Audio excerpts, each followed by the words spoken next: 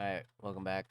Guys woke up. We're watching Why River Feed Salt is So Expensive by Business Insider. On day one, harvesters cut out these river reeds. And in 8 days, after drying, burning, and filtering, the reeds will produce one of the most expensive salts in the world. Just 1 tablespoon of river reed This like salt costs handmade about salt, $1 bro. in Kenya. The fuck? Compare that to the 4 cents it costs locals for the same amount of sea salt. So how do producers make salt from river reeds? And why is I don't it so understand. expensive? Dad. Why are River they reed making salt, handmade or salt for? chumvi ya kienyeji, is made from the reeds of the machua plant that grow along the Same thing Nzoia that River. makes parchment paper. Once the salt is extracted, it's typically sold in small quantities to chefs and luxury hotel owners in Kenya and abroad. Buyers describe its saltiness as powerful and umami-like. I buy the river reed salt because of, I will say, the magic in it. The texture is smooth. It is not Shit's rough like or different. coarse. For those who have tasted umami from Japan, it tastes almost the same, but this one has more of a sharp taste. You have to like So grate when that. you're cooking with it, you won't use a lot of it. Today, only the Bukuzu community in the village of Webuye continues the traditional process of making this rare salt by hand. This is the Nzoia River, and this is Andrew Wanyonyi Sikanga. Andrew and his sons harvest the reeds that grow along the riverbanks. Before they go out to harvest, Andrew starts the morning with a prayer. Jina la Baba, la Mwana, la Roho Mtakatifu. Amen. They pray for protection from the dangers they might encounter at the river, Fucking like snakes and hippopotamus and shit. crocodiles. Crocodiles? To avoid coming into contact with them, Cannot be Andrew worth and his it, bro. sons need to harvest early. Kwa sababu huwa nyoka zinatembea mchana kama mvua jua inakuja, river lakini snakes, dude. asubuhi baridi iko haitembei. Sasa tunaenda huko kwa sababu ya hiyo vitu bado ingali kwa mashimo. Today, they're looking for ripe river reeds. Vile iko hivi, I wonder how fast mrefu. the shit Kuliko grows. kama sasa hii ni kitoko. Tunalingana. Sasa hii Yeah, iko clearly it can't be that much, right? na chumvi. Lakini hii bado changa, hakuna chumvi. Ndio sasa tunaangalia kwa urefu wa So that means that the river is like naturally salty, has a lot of sodium in the water, and the reed is absorbing it. Probably a better way to harness the saltiness of the river. Ndio nilikuwa nasema 2 meters kuendelea juu. Lakini kama iko hivi tunaiacha. If the reed isn't at least 2 meters tall and the flowers at the top aren't wilted and nearly dried, From the the sun? concentration of salt will Okay. be too low. Andrew hacks away at the ripe reeds, being careful not to uproot the plant or cut too close to the roots. That way, the reeds can regrow more quickly, and the roots can continue to spread onto other rocks. Only reeds with a high salt content make the effort worth it, because from them, Andrew can make enough salt to sell. So there has to be a way to like farm this. Make your kuja own namna hivi maji subsection kuja na on the kujaa na river. uchafu, lakini kuja na miiba kama vile imekuwa hapa namna hivi. Sasa ikifika hapa hivi usipochunga vizuri, ukianza kukata kumbe umeshika Just dangerous, miiba halafu na goddamn. kutunga. Au saa zingine unajikata hivi vile huyu amejikata hapa saa hii. Sasa hiyo ni changamoto ya hapa. Though there was a mild injury, today's harvest was a good one. After a long day of navigating the waters of the Nzoia River, Andrew and his sons leave the riverbank with a lot of reeds. Wa Februari. Sasa hii ndio tumepata na ingine pato ingali iko nyumbani. Tumefurahia leo. Hapa yote vile iko hivi nikichoma itaweza kuwa kama You grams find 200 something? hivi. Hapa itaweza kuwa vijiko grams 200, vijiko Scared the shit out of me. 20. Those 20 tablespoons will sell for about $20. $20, a Now dollar they a can begin the tablespoon. That's long not bad. manual process of extracting salt. First, Andrew must dry the reeds. Drying reeds can Like take the 4 cat. days when the skies are sunny, but in cloudier weather, it'll take Don't fight the longer. cat. Cat and baby are staring at each To other. begin processing, he has to burn the reeds for 1 to 3 days. They about to fight. You say you gotta burn that shit for 3 days? Once all the reeds turn to ash, Andrew places them in a large pot with drainage holes. Okay.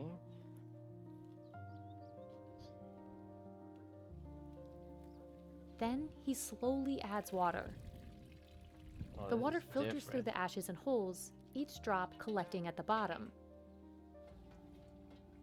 He pours those droplets through another filter and into an aluminum pan. Next, he places the pan over an open fire, where the solution is left to boil until the liquid evaporates. Finally, after a full day of work, Andrew is left with this wet, salty paste. The next day, So I guess filtering the river would not get you exactly the same type of sodium saltiness that they want, since they're actually burning the plant. How would you even do that? How would you farm this he packs the efficiently? paste into banana leaves and places them under hot ashes to dry. There has to be a way, right? After 3 hours, the salt hardens. Distilling From is reed not to salt, the problem, process takes at right? least 8 days. And these salt rocks. Andrew will is sell the salt problem. in the banana leaves. Getting flavors This is from the same banana long leaves, getting process flavors his from family has whatever practiced you're for lighting that shit generations. with, the dirt Sasa hii you're miaka putting it 20 in. na kwa So many flavors. kupata vile walikuwa wanatengeneza, papa wangu ndiye alikuwa anatengeneza, alafu nami nikajifunza kutoka kwa papa yangu mzazi. That thing would It's believed the tradition truly give began you a in the unique 17th flavor. century when the Bukusu people migrated eastward from Congo. At the time, areas in western Kenya were cut off from salt routes. So they set out to find a way to extract salt from these aquatic plants. Centuries Alexa's trying later, to do the some salt weird that was made out of gymnastics over there. necessity became a pricey commodity. Ooh. At the market, this pack containing just 3 tablespoons of river reed salt costs about $3, and this larger fucking pack, expensive. $7. It's likely to sell because local That's like mad expensive. I watched a documentary on like people in Africa, and there are people that are like cooking on the side of the road or in like these open markets that are literally only making an equivalent of like $2 to $3 for the whole day. So if they're selling, demand I is mean, high. it does take like a week and like manual labor to pick it up, Buyers but if know they're the selling intense that work for put into making $3, this salt, so for that's them, pretty the damn price good. is worth it. Although there aren't studies to confirm it, market sellers say that part of what keeps the salt in high demand locally is the belief it has special medicinal properties. But the most notable feature is its taste. Gotta be In fact, packed with Andrew's flavors, River Reed bro. salt won the title for most unique indigenous salt at an international gastronomy exhibition in Italy in 2014. Slow Food, one of the organizers of the exhibition, established a presidium in 2009 for Kenya's River Reed salt to drive more demand for the product. But fulfilling that demand would require more supply, which is difficult when production is so limited. One of the biggest threats to River Reed salt production is climate change. Rip. According to Slow Food, the Really, growing population climate in change Kenya really has affect led to everything, you know? deforestation. Indigenous trees along the Nzoia River have long held soil particles together and provided shade, keeping temperatures stable. But That's the getting loss too of hot, these huh? trees, along with higher temperatures, unstable river levels, and landslides, has Damn. contributed to the loss of river reeds. Andrew tried growing the reeds with other water sources, but couldn't get the same outcome. Hapo No, hata not pembeleni sodium. nilikuwa nimekumbuka hiyo, alafu nikapandako huku nyumbani, na vile nilipanda nyumbani ikakua ikafika mahali namna hivi, na nikileta maji ingine ya kunyunyiza inaenda chini, lakini nikichukua maji ya yeah. Nzoia inafurahi Clear the inaenda Nzoia juu. River has Lakini tu mad mradi salty. maji ya Nzoia peke yake. Nimefanya hiyo utafiti, maji ingine inakataa. In addition to conservation efforts like Nice, man. replanting indigenous trees, Slow Food is working on creating more marshy areas for the reeds to grow. Since the river reed salt really does well with the waters from the river, we were thinking that if we try a little bit to divert some of these water from the river and have a marshy area plus some of the rocks, we can actually try to see whether we can increase the number of breeds, because I know that as the people continue knowing about this particular salt, there will be high demand. This project, along with increased commercial exposure of river reed salt, hopes to help producers like Andrew and his sons keep their work alive for generations to come. So like now that he knows that it's from the river itself, there's this one shot. Where is it? It's a pretty good shot of the river. This one? You see how like they're getting all these reeds from these sections and it has like this natural curve. If he relocated these rocks, not try to like divert the water, because then you don't know if you're going to get the same consistency, because it's not going to be the same amount of water.